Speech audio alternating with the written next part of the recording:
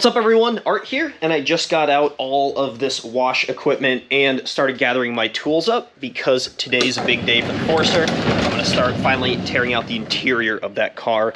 If you guys have been watching along the series, you know how filthy it is. I've been working away on the exterior, which still needs some work and some of the components to get put back together, but I'm sick of driving it in the condition it is. It smells awful in here. There's dirt and dust everywhere. Every single time I drive and the windows are down, it gets kicked up. So I figured I'm just going to start tearing everything out. The seats, the center console, all the door cards, pieces that need to come out and just get a thorough cleaning. And because it's a nice day outside, I figure what better time than now.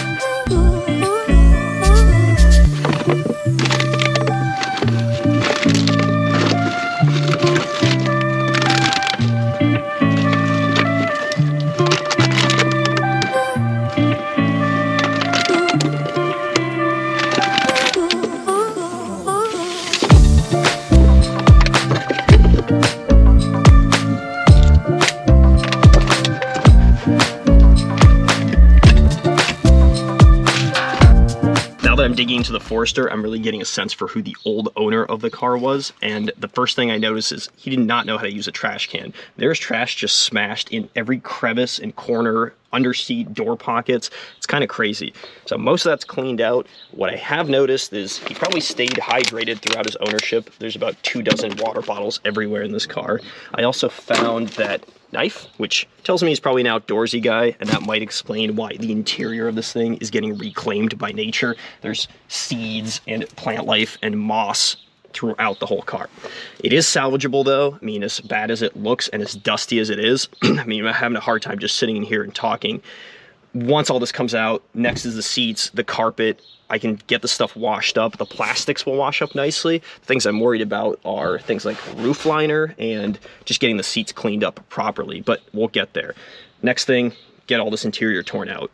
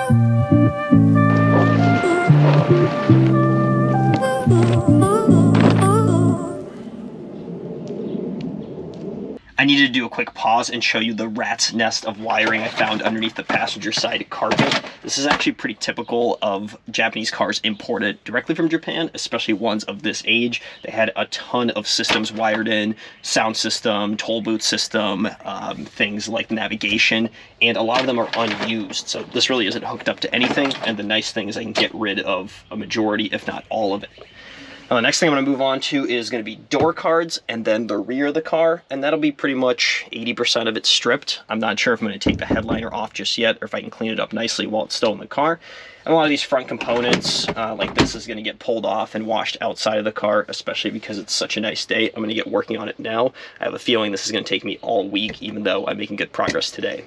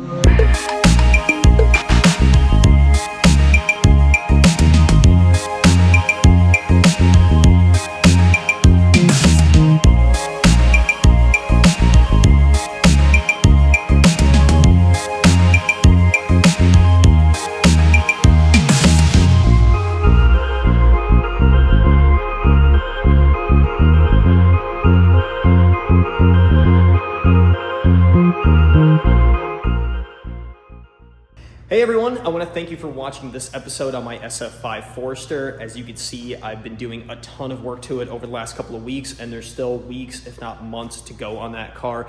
The interior is a complete disaster, and there are things I'm going to have to not only clean, but also source and replace. All of the back trunk hatch area is just unsalvageable. But I'm persevering through it. I am a little in over my head with how much else we've got going on at the shop, including event season. We're going out flying to Subifest California last weekend. We're gonna be out in Boxerfest and Subifest Chicago very soon. So we're juggling a lot of projects along with the media that we're putting out. I'm hoping you guys are enjoying it so far. The next episode, I'm gonna be cleaning the actual chassis, which from this picture you can see is an absolute disaster. Hopefully by the end of it, I can start reassembling everything back together and actually get back to driving that car.